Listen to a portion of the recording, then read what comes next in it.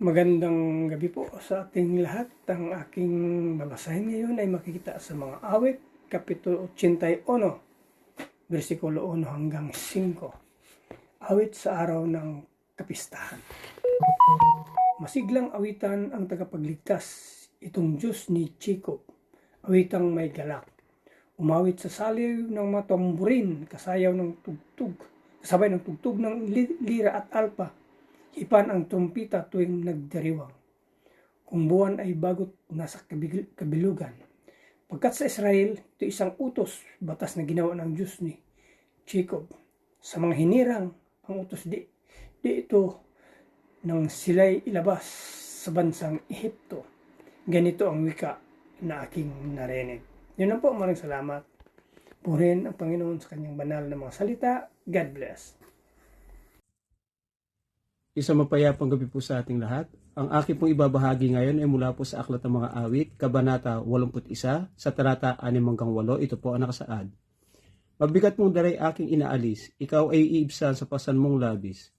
Iniligtas kita sa gitna ng hirap, sinakluluhan ka ng ikay tumawag. Tinugon din kita sa gitna ng kidlat at sinubok kita sa batis Meriba. Kapag nangungusap ako'y iyong dinggin, salay makinig ka o bansang Israel. Ito po ang nakasaad sa banal na kasulatan. Ibigay po natin lagi ang pinakamataas na papuri at pasasalamat sa Ama Lumikha. Amen. Isang mapagpalang gabi po sa ating lahat. Ang akin pong babasahin yan ay mula sa libro ng Salmo, chapter 81, verses 9 to 12. Wala kayong ibang magiging Diyos kundi ako lang. Huwag kayong sumamba sa Diyos-Diyosan. Ako ang Panginoon na inyong Diyos. Ako ang naglabas sa inyo mula sa lupain ng Ehipto. Humingi kayo sa akin at ibibigay ko sa inyo ang mga pangangailangan ninyo. Ngunit kayong mga Israelita na aking mga mamamayan, hindi kayo nakinig at sumunod sa akin. Kaya hinayaan ko kayo sa katigasan ng inyong ulo at ginawa ninyo ang inyong gusto. Amen. God bless po. Hello po, ang aking Bible verse for today is from the book of Psalms, chapter 81, verses 13 to 14. Ang tangi kong hangad, sana ako'y sundin. Sundin ang utos ko ng bayang Israel. Ang kaaway niya'y aking lulupigin, lahat ng kaaway agad lilipulin.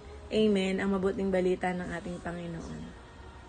So muli po, isang mapagpalang araw po muli sa ating lahat, no? At tayo nga po ay nasa Psalms chapter 81 verse 15 to 16. Sabi po dito, ang napupuot sa Panginoon ay mapipilitang yumuko sa Kanya at sila'y parurusahan magpakailanman. Ngunit ang kanyang bayan ay papakainin niya ng pinakamasarap na trigo at bubusugin ng pulot mula sa batuhan. So makikita po natin, no, sa talatang ito yung dalawang magkaiba pong kapalaran. Yung mga tumatanggi po sa Diyos, sa huli ay mapipilitan po silang kilalanin, no, yung kapangyarihan ng Panginoon.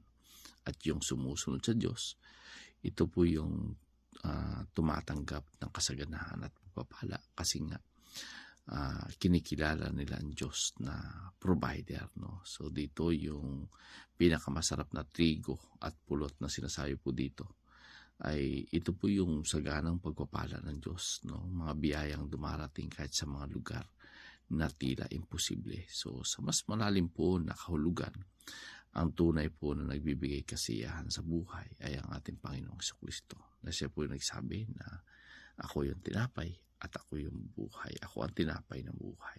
So purihin po muli ang Panginoon, and God bless everyone.